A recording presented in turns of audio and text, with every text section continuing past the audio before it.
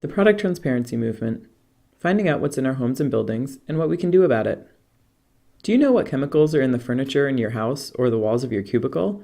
Most of us probably have no idea what the stuff we buy is made of, except when it comes to food. Food manufacturers are required to be transparent, that is, to tell us exactly what's in the food we're buying. When you go to the grocery store, you can look at the nutrition label for a product and see at a glance what's in it, and a generic estimate of what that means through the daily values. You can look at 2 bags of chips and see which one has less fat or sodium, and you know that if the serving sizes are the same, you're making a reasonable comparison. If you're on a low-fat diet, you can choose the one with lower fat. If you have food allergies, you can check the ingredient list for whatever you're allergic to. It's pretty obvious how the food we eat affects our health, but it's not the only thing that does. We spend an average of 90% of our time indoors. So why can't we find out this sort of information about the building products that are going into our buildings? We wouldn't be looking for nutrition information, but we'd like to know if there's something in paint, or carpeting, or composite countertop material that might harm us or the environment or anyone else. It's easy to tell what's in your food, but it can be close to impossible to tell what's in your building materials. Trying to get information from manufacturers about their products can feel like trying to look through a brick wall. The move towards transparency is all about replacing that brick wall with a window into the product and its manufacturer, so you can see what's going on in there. But what do you want transparency about? It could be really close to a nutrition label. What's in the product and what you have to watch out for. Except here it's not fat. It's stuff that causes cancer and has other effects.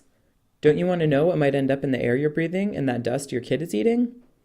The Environmental Product Declaration gives you clarity on environmental impacts over the life cycle of the product, that is, from extraction of raw materials through to disposal or recycling. That's really important too. Consider it a nutrition label that we read for the health of the planet. The EPD is based on life cycle analysis.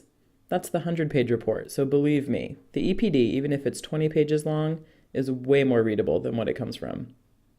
What's cool about EPDs is that they make this kind of information comparable by requiring a formal structure that everyone agrees on for the product category, the PCR. There are international ISO rules defining how that gets written, so that if you compare the EPD for 2 carpets, it should be just like comparing the nutrition label on 2 bags of chips. It actually means something. Imagine if everyone measured fat on a nutrition label in different ways. You couldn't compare anything, which makes it not very useful. EPDs can make this a lot better, but since there's no one really in charge of policing it, like the FDA for nutrition labels, right now you still have to pay attention to whether folks are really playing by the same rules, but at least there are rules to play by. Okay, so again, EPDs give you the nutrition label for the environment, but what about the health information for me, where we started this conversation? EPDs don't do so well with toxicity, localized effects of manufacture, or social impacts. It's just not designed to. Health product declarations, a new product by the HPD Working Group, Healthy Building Network, and Building Green, are designed to provide another part of the puzzle, the ingredients and associated health hazards for a building product. Going further, you might want that window of transparency to look into the whole company. Is the company marketing a clean product while doing all sorts of other stuff that undermines any benefit? A clean product plus a dirty company does not equal sustainability. Corporate sustainability reporting comes in a lot of different forms, but it's aiming to provide transparency at the company level. Well, you say, that's all great, but I don't have time to think through all that when selecting products for a building project. I'm on a deadline. It's just too much. If you just want someone to give you the answer, this transparency movement may not be your thing. And there are a lot of certifications and rating systems out there that you can turn to provide you with a yes or no answer. But let's say you're designing a building for an environmental nonprofit that wants 0 embodied carbon. Or what if you're helping a homeowner redesign and renovate to get all potential asthmagens out of the house? For projects like that, you'll need more information than a certification can give you. The transparency movement is about making sure you can get the details when you want them.